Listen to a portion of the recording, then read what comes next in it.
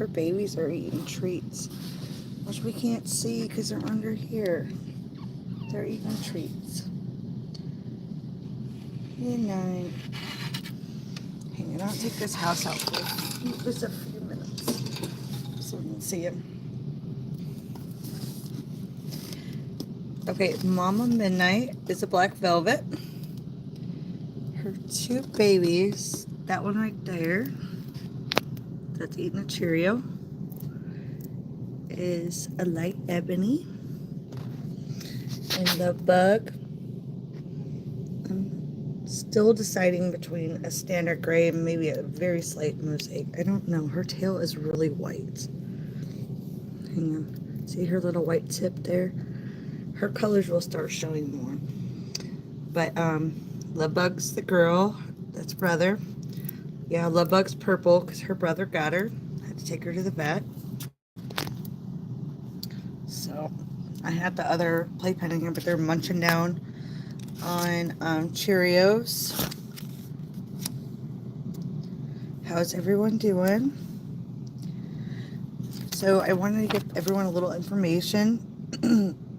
Chinchillas are from the Andes Mountains. They're situated on the western side of South America,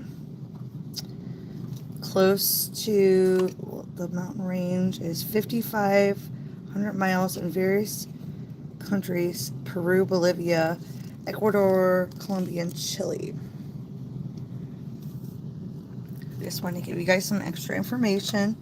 Chinchillas habitats from 3,000 feet to 15,000 feet above sea level, where humidity is low, on the western side of the Andes facing the Pacific Ocean.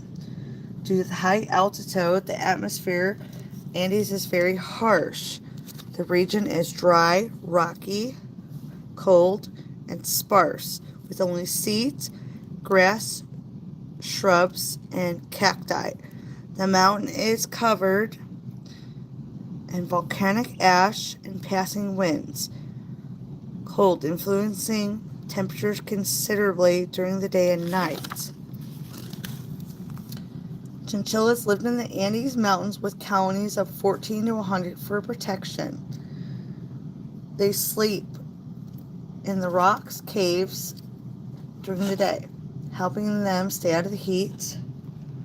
Sorry guys, I'm trying, hold on. I had to stop where I was.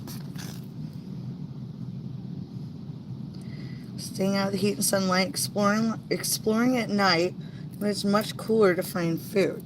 Chinchillas are nocturnal. Their diet is very bland, mainly feeding off the roots and berries of shrubs, seeds, grass, and hay found in the area, and drinking water from the dew from the rocks and the shrubs. Their thick fur would help obtain water, shield from the cold temperatures of the night. Their thick fur, their enemies were owls, snakes, hawks, mountain lions, and foxes, till the pet trade came in.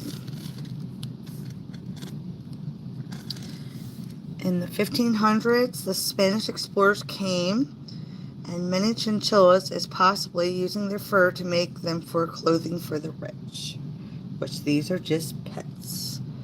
Many Spaniards try to capture the chinchillas, take them for breeding. This means the Spaniards could breed a herd of chinchillas for pelts, and these are for pets. This is just some history, guys. All attempts failed. The chinchillas died in transportation by one quick change in the environment. In 1918, a mining company, Metals Chapman, found a chinchilla while the Andes fell in love with the small bundles of love. Sorry, I lost my place. The small bundles of fluff who had been sold to a local Indian. The story goes that he wanted to create his own herd, but he knew of the failed attempts. Chapman also knew that since the 1920s had been placed on endangered species lists by South Americans due to the pelt trade, due to the extinction, were protected by laws. Chapman decided to approach the Chilean government and apply for permission of these animals to be transported to the mainlands of America. After much persistence, The Chinchillian government gave Chapman permission for the animals with a span of 23 men ventured into the mountains to try to capture chinchillas. Chapman was hopeful by his plan would work. The region of Chinchilla was perfect for chinchillas, but shocked them to a new climate would have proved fatal for them.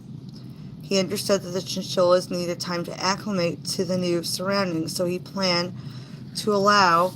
I'm not sure if he realized of how slow it would be to take in 23 men 3 years from 1919 to 1922 to catch 11 chinchillas, but it was enough to start his colony. 3 of his chinchillas were females. Chapman had caught cages for chinchillas that were airy and cool. I'm going to finish this segment and then I'll be done. Made sure chinchillas were kept out of the sunlight during daytime hours. He collected berries, seeds, bark, root from the natural environment until he could continue the food resources back home. They started the 10,000 mountain descent in 1922, reaching the bottom 12 months later.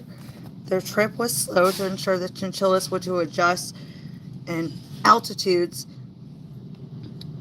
Sorry guys, lost my spot. And so far the plan had worked. Most past attempts had failed. The chinchillas with Chapman and his wife were then transported to the coast by a railroad where they embarked on a coastal steam to Calico. I don't know if I said that right. The final journey was aboard a Japanese freight for the voyage to San Pedro in California. During the journey, Chapman and his wife kept the chinchillas cool with ice and wet towels over the cages.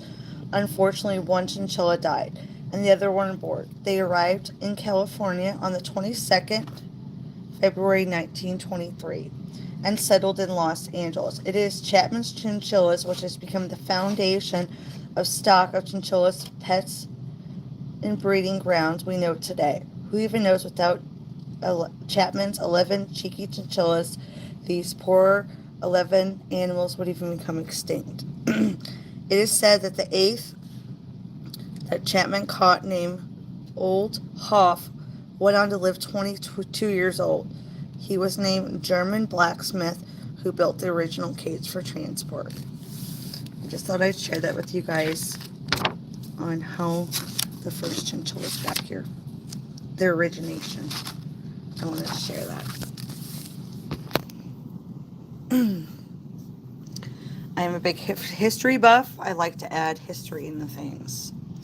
Anyways, this is Midnight Black Velvet. This is Love Bug and Baby Boy. Love Bug's a boy.